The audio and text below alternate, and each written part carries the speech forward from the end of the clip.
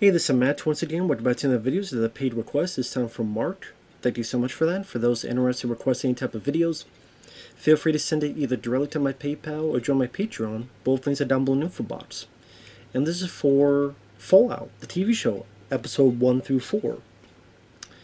And I never played the games. I know there's like Fallout 3, Fallout 4, Fallout New Vegas, Fallout 76, which I guess people said was not good. I might have had Fallout 3 for PS3 back in the day. I think some of them are on that PS3 modded system that has a bunch of PS2, but also has a good chunk of PS3 games. It might be on there, some of those games, but I've never played them.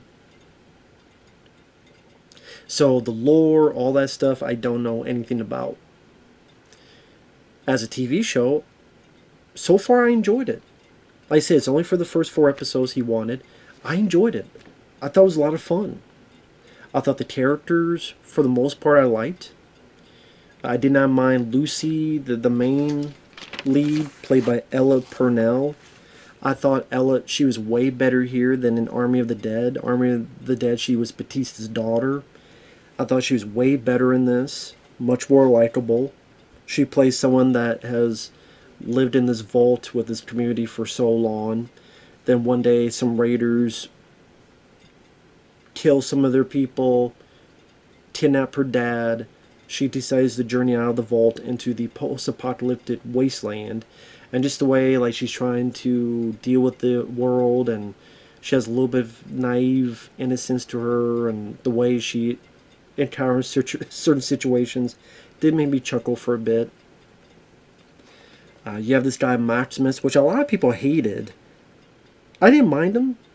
He's part of this group called the Brotherhood of Steel, where they have these like big power armor suits that look really cool.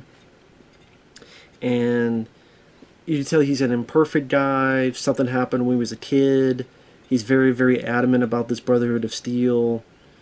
One day, someone who's going to be going up the ranks gets like a razor in the boot, and he gets the blame, and they kind of say, okay, you're going to take a punishment. We still don't know if he did or didn't do it, but he says, whatever punishment you do, I'll do it. Are you weak? I don't want to be. They kind of admire his resolve. So, okay, you don't be the guys who help the power armor guys. And then through certain circumstances, he gets the power armor suit, so he's wearing that a good chunk of it. And a lot of people hate his character. I don't know. I think he's more like aloof. He's not a perfect, like he makes mistakes. People will get mad when I say this. I thought he was a much better Finn than Finn in Star Wars The Force Awakens. And I thought this was a better way of doing that Finn character. I really do believe that. At least what I've seen so far.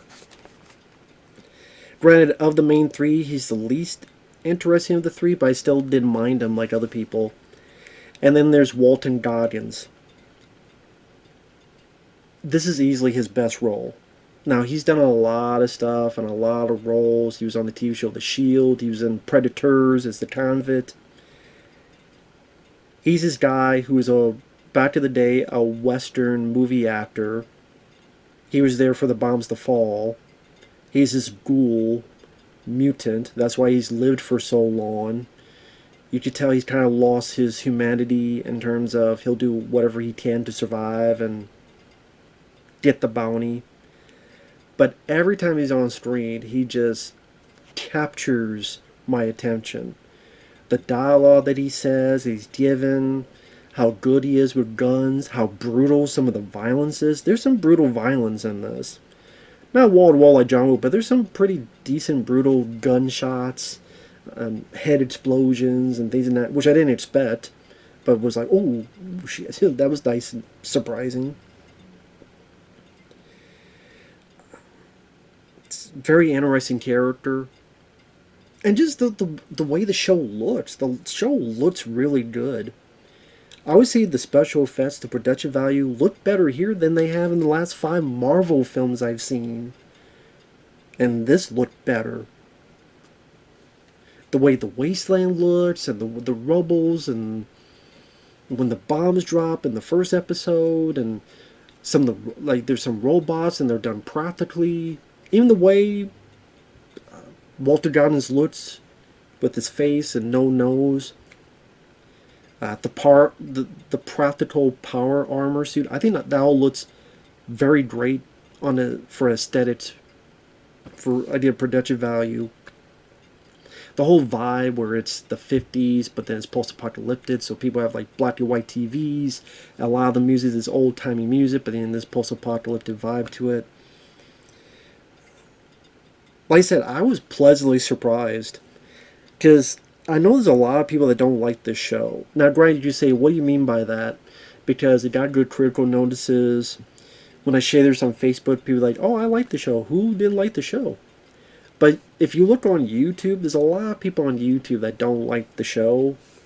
Now, granted, maybe because I don't know jack squat about the games. But at the same time,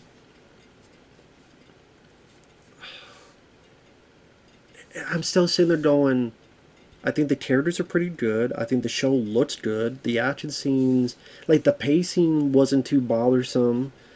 Just the some of the sense of humor there showcases.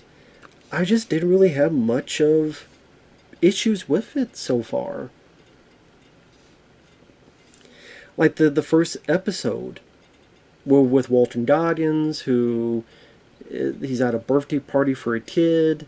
He's with his daughter, and again, it's kind of 50s black and white TV, but then they also have like a robot, so it's definitely a unique world this is in. And I thought he had a nice scene with his daughter. And this did more into spoilers, so bear with me. Spoilers starting now. But yeah, I thought this was pleasantly surprising how much I enjoyed this. But I like the bit where his daughter's talking about how come you don't really give a thumbs up. And he's like, well, it was a Marine thing. You know, when you have the thumb up, it was to measure a mushroom cloud.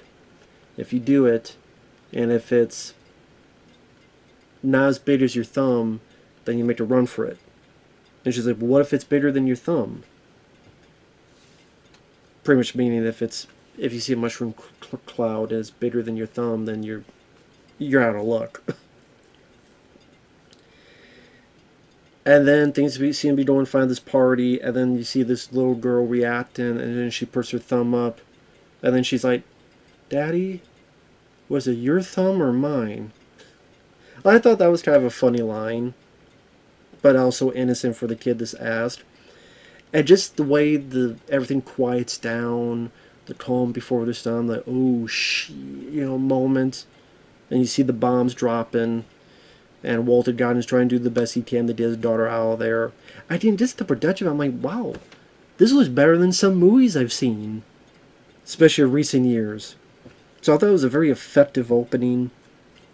And you see multiple bombs dropping. And then it's like 219 years later, and this is where we meet the people in the vault. Ella Purnell, which I liked her like happy-go-lucky attitude, but it didn't seem too annoying, irritating. It just seemed like this is just how the community is in the vault, that they've been in their safe bubble, so to speak, and they're being kind and courteous. And the equipment used, the old school computers that have just green and black text. They have these things like called Pip-Boys that show radiation. To heal themselves, there's this thing called stim packs. I do know those are from the game, because I've heard those before. I might have seen someone play Fallout 3 like a decade ago, and I have vague memories of that. But you see a bit of the environment, and just the way like the suits, and Kyle MacLachlan plays her dad, and the way they talk to each other. Like she wants to get married with someone from another vault to try to just make them closer together. And this one guy's like, well, I would like to marry you. Well, we are cousins, and it was nice back in the day, but it's just not a sustainable long-term sexual practice to do that. Oh, just the way that's said, the way that was conversed with the characters made it a bit funny, and just how much of a bubble they're in.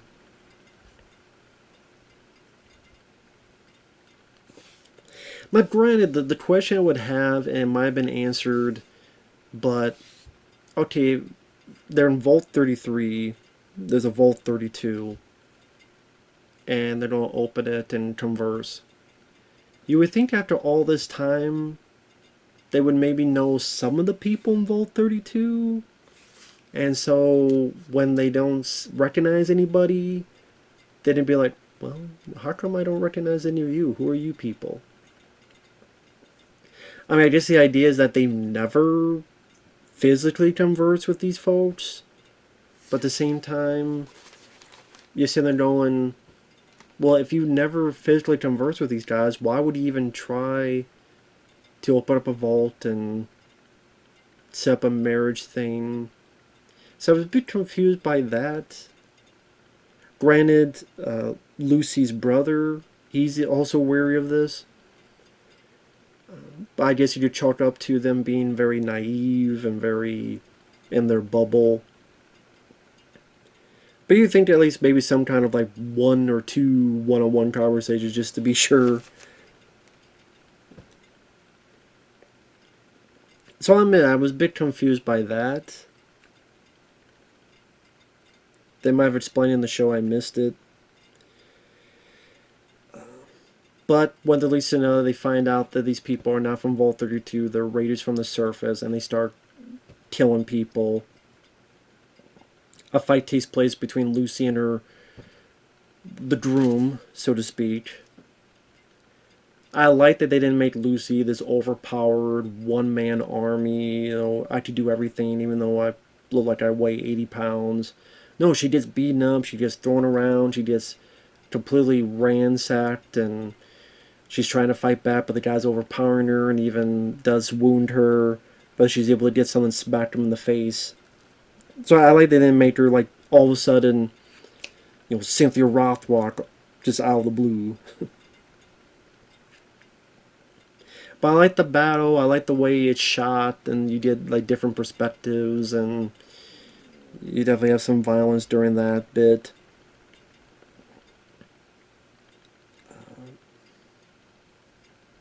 At one point earlier, she not only hits the guy with the glass, but cuts the guy's neck, and you see real practical blood. How shocking is that? Not just have CGI blood just because.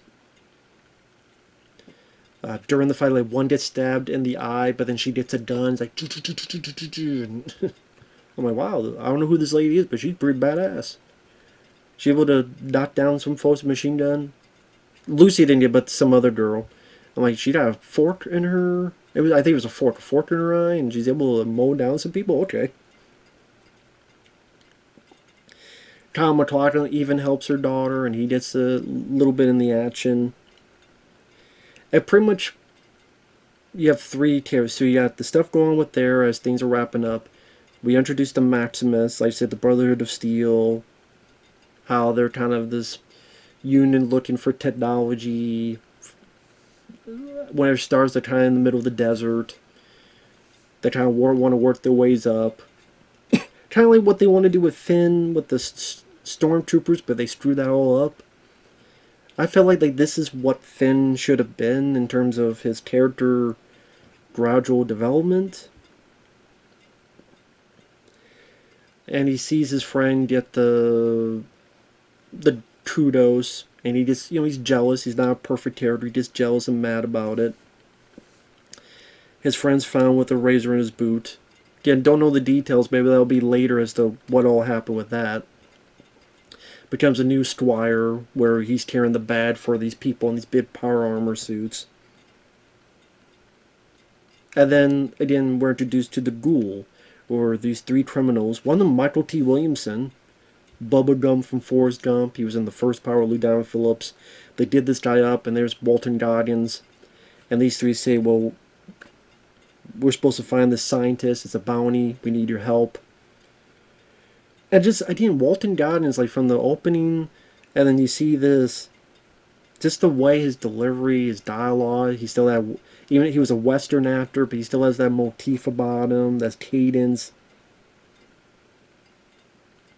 yeah, we dug you up because you're from California, right? And it looks like we gotta go to California. And Walton Goggins looks at him and goes, well, what the fuck will you know about where I'm from, huh?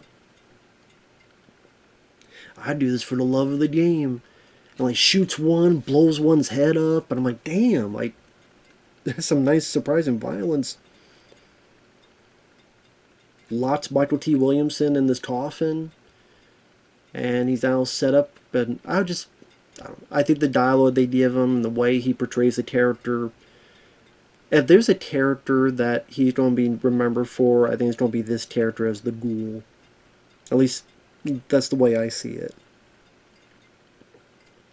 I'm like, okay, this is interesting. I'm intrigued as to where this is going. The world that it's showcasing, some of the wide vistas of the post-apocalyptic world with burned down, run-down signs and things of that nature. And then you get into episode 2, where we're setting up this scientist that the Brotherhood of Steel looking for, and the Ghoul is looking for the bounty, called Wilzig. And we see a bit of his backstory where he's supposed to, pretty grisly, supposed to experiment on dogs and puppies, and you see some of them get thrown into a damn incinerator. But there's one puppy that he saves, and we see as time goes that he keeps saving the puppy from experimentation, starts raising it well, having toys, putting on what's that called? I can't remember. I can't believe I can't remember the damn name. Treadmill. And it's like, okay, well, this guy's treating this dog like he saved this dog and treating it well. And I forget, I'm bad with breeds of dogs. I was a German Shepherd. I like the breed of dog, very cute looking dog, and treats it well. Has it hide behind this hole in the wall, and is very polite and obedient in doing that. And there's the stuff he's injecting into his neck, which I'm sure we'll find out more later is what that is. And just the little details he put into this environment. Like he puts it in, but then he has this button that he hits to cauterize the wound. So when he pulls it out, it's not leaking everywhere. I just like the little details, the tech that they use in this. But it still looks ancient enough. And one day he is caught by one of the other scientists. The dog helps him and bites his sorry ass. They escape. Granted, they escape. There's this sentry robot. It fires at him, and this robot needs glasses. Because it fires, and all the bullets miss him and the dog. Again, I'm sitting there going, what? How the hell did that many bullets miss the guy and the dog perfectly? Again, does this robot need glasses? Or like maybe if there was like some pillars or something to block some of it. But it felt like they're running and like the bullets is missing all of them. Like, how the hell did that happen? What are they? Owen Wilson and Shania Noon? It was God that blessed. It's a miracle. So yeah, once in a while I'm like, I don't know about that. So it's not a perfect show, but for the most part I'm enjoying it. I just don't see what the big problem is for people. I don't. No, I never played the game, so that's why I'm asking. I don't know what the problem is. Well, I guess that's not a question, but I don't get it. Throughout this,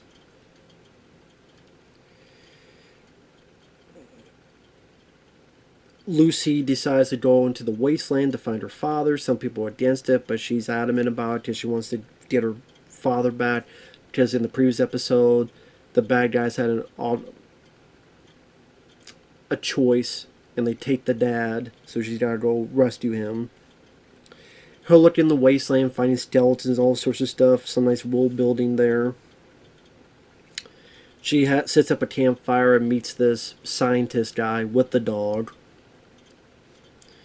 Oh, that's another aspect, that apparently the bugs and roaches have gotten bigger because of mutations, so you have the dog literally biting and eating up a roach. Good dog. Hate roaches. Fuck them all. We cut back to Maximus, who's the squire to this power armor guy, and they're looking for the scientist and the dog as well. And they see this cave, and there's like this mutant bear. Now, yes, it's CGI. I don't know, for a TV show, I can understand what it needed to do, and it had to be like an irradiated bear. It's very hard to do that practically. Although I still think this bear looked better than the stuff in Prey. Maybe not that much better, but it did look better to me than the stuff in Prey.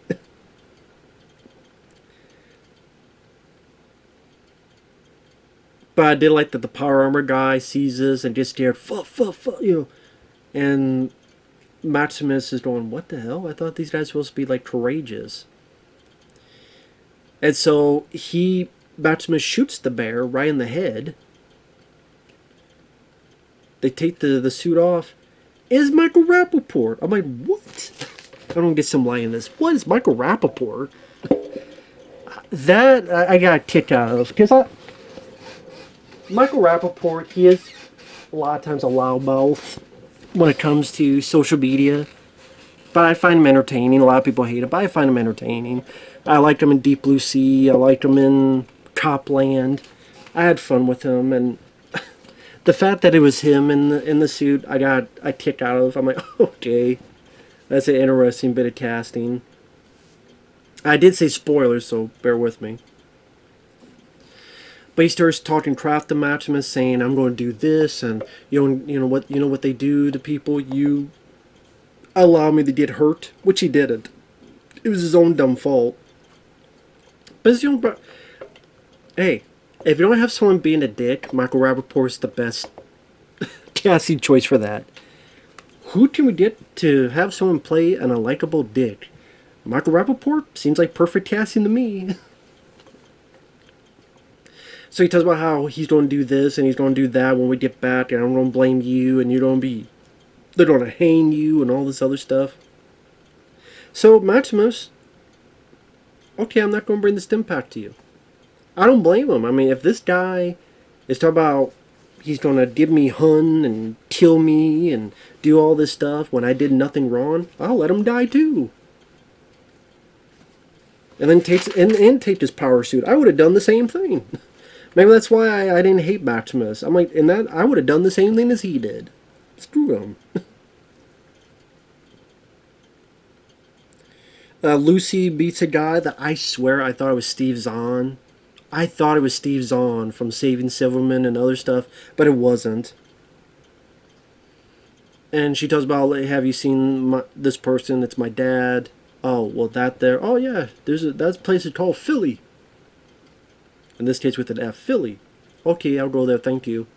I do like the way the guy says, thank you for not shooting me. I appreciate it. And I think she says, oh, no problem. I like the sense of humor this had at times. Maximus, he always wanted to be in this suit, and I like that we get to see his enjoyment in this suit. He stops this dispute. He's like, hey, you guys separate. So the guy runs off. And then the other guy's like, okay, I don't want to mess with you. It's just that guy. He was screwing my chickens. And then you see Maximus kind of in the suit going. And then you see the outside of the suit and the head turns. Like, what the f...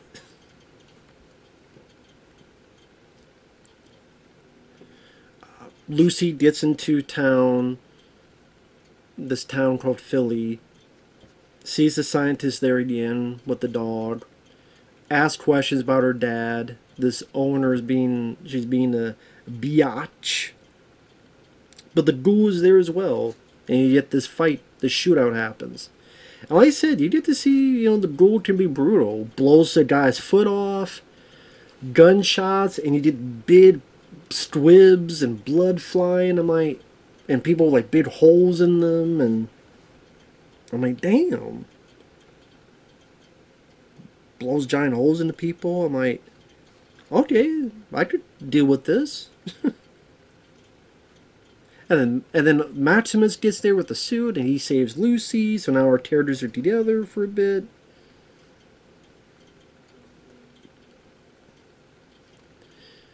And then Maximus in the power suit and the ghoul, and you see how they handle each other. Because one's got the experience, but one's got the size, but he's inexperienced. While Lucy's helping the guy who's got his foot blown off. I like the idea of they have to take this thing and like screw it into it to make him another leg. So it's like we gotta get this in, we gotta screw it in. You see like blood kind of sucked out of it as they're trying to screw it in to secure it so he doesn't bleed to death. And he gets like this artificial foot. And she's helping him out. Now they did. Maximus gets overpowered by Ghoul because of his inexperience. And to show that he's not a perfect character, he has a lot to learn. While Lucy is help carrying this scientist guy. And again, when I was talking about the exchanges I liked, there's a bit where he kind of lies down and goes, I'm not going to make it. And he like drinks some poison and goes, but you could take my head. And then the way she goes, pardon? He's like, yeah, you take my head. It's got important information, other stuff in there. Just bring my head. Here, you use this saw. It won't be too bad for you to use this. And then when everything's said and done and he dies, she's kind of looking, and she got the saw. It's like... and then you hear the saw cut into it, and that's how the episode ends. And yeah, I thought... and yeah, I'm like, okay, I'm enjoying the vibe of this. I'm enjoying sort of the dark black humor of it. I'm liking the characters. The pacing doesn't seem too shabby. Episode 3, you get a bit more Walton's backstory as a Western actor. And there's certain scenes he's filming. It was like, why do I have to kill the guy? Why can't I just arrest the guy? It was kind of a reference to how he will lose his humanity. Which it gets being a ghoul for 200 years and seeing people like your daughter die will probably tend to do stuff like that to you.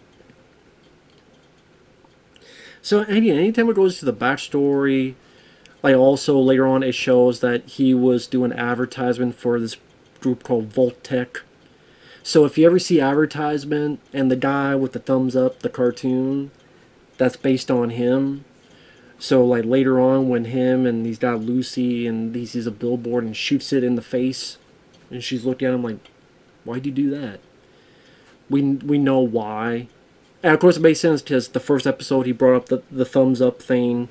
So during this he does the thumbs up. I thought that was pretty interesting because I do remember seeing that iconography of Fallout. I'm like, oh yeah, that's a cool connection. I do like that. Again, maybe this is what stuff got pissed off about who don't like the show. I don't know. I'm just sitting here going, I've seen a lot of bad movies. I've seen a lot of bad shows. I'm sorry. Based on these 4 episodes I've seen, I do not think this is a bad show. I do not think this is bad in any way. There's certain pieces of logic I'm not 100% on, but I mean, I could say that for every movie or TV show. I think there's a lot there to enjoy. Maximus, he needs to get stuff to fix his power armor. He does so, comes back. There's people trying to wreck his suit. He fights them. Actually gets a few hits in on them. Granted, it's convenient that they push him right into the armor. But I guess it's like they needed to have something that he could stay there. But it's like they could have pushed him any other place. How convenient they push him into the armor.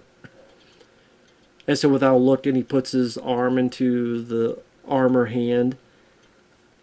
And he grabs the guy.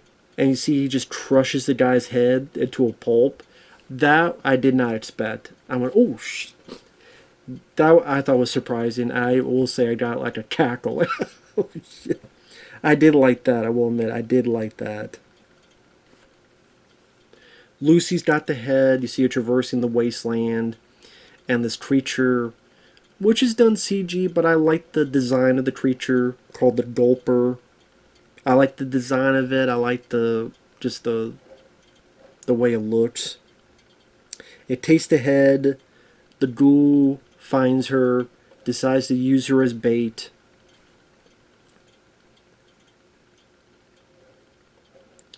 She messes up some stuff because there's these vials that he needs to take so the ghoul doesn't become feral and lose all of the brain capacity.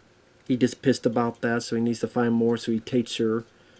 Meanwhile, Maximus has given a new squire. He's got to hide in the suit the whole time so they don't know his real identity. And he treats this guy a bit like crap because this guy bullied him. So, okay, you bully me, you deal all this crap to me, I'm going to give some crap to you. But I like that they gave even this secondary guy a bit of humanity. Because in the power suit, he's like, that guy who died, Maximus. Tell me something good about him. Tell me something bad about him. I said, well, he's actually a pretty decent guy, and I don't want to say anything bad. He died. It'd be a bit, crappy for me to do. And, when I was in basic training, I would get beat up, and I would get tortured, and I would get just beat up some more. And then this guy came in, and I said, well, why would we beat him up? And all of a sudden, they wouldn't beat me up anymore. And I kind of wish, I could meet him and apologize to him. So I like that, okay. Even for the smaller supporting character, they gave a bit of humanity to him. It wasn't just a one note. Makes me intrigued to see what will happen next with those characters. The two of them have a fight against the Gulper, which I enjoyed, as it's swallowing him, and it's able, with the power armor, Maximus is able to pull him out and pretty much turn it inside out. And then they find the head because it was swallowed. Like, yeah, the way they're celebrating. So, I thought that was an entertaining episode. And then you get to the fourth one. I guess I would say the fourth was the weakest one I saw so far, although I did like it. I still quite enjoyed it. It's just, I know that question will be, well, what was your least liked? I guess the fourth one, they go back to Lucy's brother, who's in Vault 33, and then he wants to get rid of these raiders and kill them, but people are against that. And then he wants to look into, well, what happened in Vault 32. Now, some of the mystery, I didn't mind that part.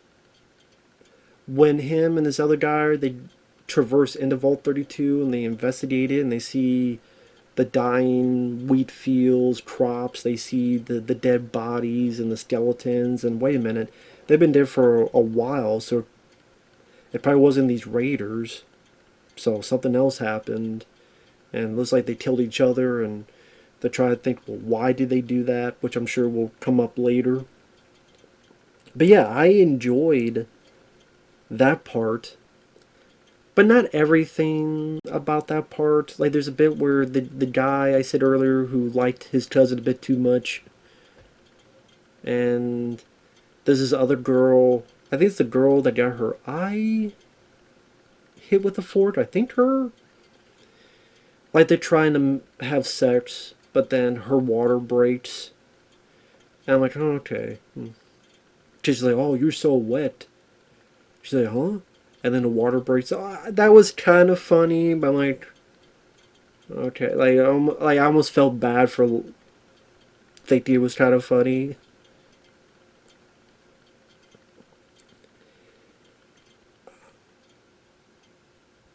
I would say the more interesting stuff was the ghoul taking Lucy to this supermarket, whereas this very polite robot, Mr. Handy robot, that takes her in. Then you realize this robot wants to harvest her organs for this group, and this group will pay in chemicals that the ghoul will get.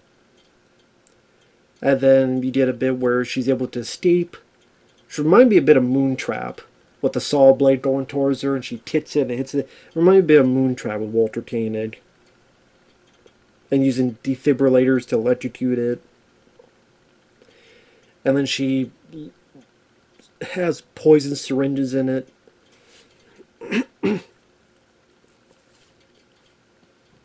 And she sees a bunch of people kind of trapped and orders these two spaced out knuckleheads to release them, and they do. Release the others too. Oh, you don't want to do that. No, come on, release the others. Hey, you guys are free. She doesn't, because again, she doesn't know, like, she's naive about this. Those are actually feral, and she has this, like, I've, this is when she knew she fucked up. But then they pretty much, the spaced out bad guys and those that they pretty much kill each other, cancel each other out. Really, it's just this one feral who can somewhat talk. I'm sitting there going, grab the chemicals and throw it at her so she could take it. I guess she didn't think about that. Obviously. I'd be like, hey, these chemicals, take them, take them. Like, she knows that this is what stops people from being feral, because the ghoul has told her, but I guess she doesn't think of that. So she shoots it. I guess, like, now she's killed someone with a gun. Usually she knocks them out with tranquilizers. But I just, you gotta have a way for her to shoot. Plus, who knows if that would work or that they'd be far gone. Do you want to take that chance that maybe it'll work?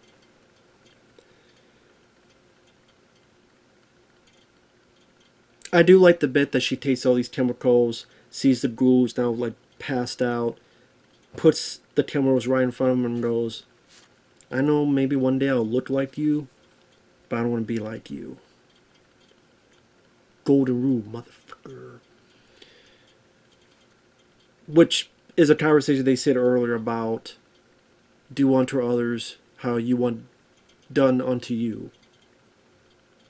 So I like that. I thought she played the part fairly well. There's no Maximus in this, so I can't say anything about him. And then the ghoul, Walton Goggins, oh wow, I got all this chemical stuff. And then, wow, these guys actually have one of my old movies. Sits down and watches it, he kind of pontificates. Maybe it'll lead to his realization of, wow, this girl could have killed me and didn't, and this is how I used to be, but look what I am now. Maybe it won't. Maybe I'm spitballing, none of that will happen. But,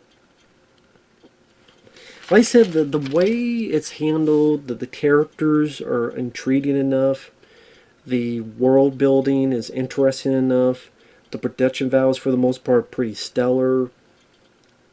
I don't have a lot of issues with the show. Once in a while, like I said, there's a logical issue of, how they didn't know anybody in Vault 32 and just to let them in with that trust, but you say they have that naive safety bubble, which they do showcase a lot of times, that they have this kind of more naive way of thinking because of the bubble they've been in. So at least they make that a bit of a point. Or the sentry robot, like shooting at the scientist, the dog, but missing every single shot. But there's little bits here and there, but for me, those are little nitpicks, because for a show like this, again, I was entertained, I was surprised, I like some of the brutal violence, I like stuff like the power suit and the the way the wasteland looked, and the ghoul character played by Walton Goggins, very fascinating character. I would easily say the best character in the show so far. It makes you intrigued to see what will happen next. And again, I was rather surprised. I liked it. I'm sure. I hate everything. Well, I didn't hate this. How could you like this? For the reasons I said. People get mad at me if I don't love everything, and then people get mad when I don't hate everything. So, screw it. I like what I like, I don't what I don't. If you don't like the show, teach their own. I said, I don't get it, but maybe because I don't know the games, that's why. Because it seems like people who know the games more, they're the ones who hate it more. Which I guess I can understand in the point, like, some people may like the Michael Bay Ninja Turtles movies. I don't. But I think even as films themselves, I think they're just terrible on every front. Not just as a Ninja Turtle fan. Here, maybe as a Fallout fan, there's stuff that bothers you, but just as a TV show, I think it works rather well. Like Godzilla 1998. As a Godzilla film, Well, that's not Godzilla. He should not look like that. But as a popcorn entertainment film, I think it's rather fun, and that's technically one of my favorite Godzilla movies because of how fun that is. Yeah, it is what it is. With that said, thanks for watching, take care, and we'll see you guys later. Bye-bye for now. Well, maybe do a thumbnail, since the thumbs up. See you guys later.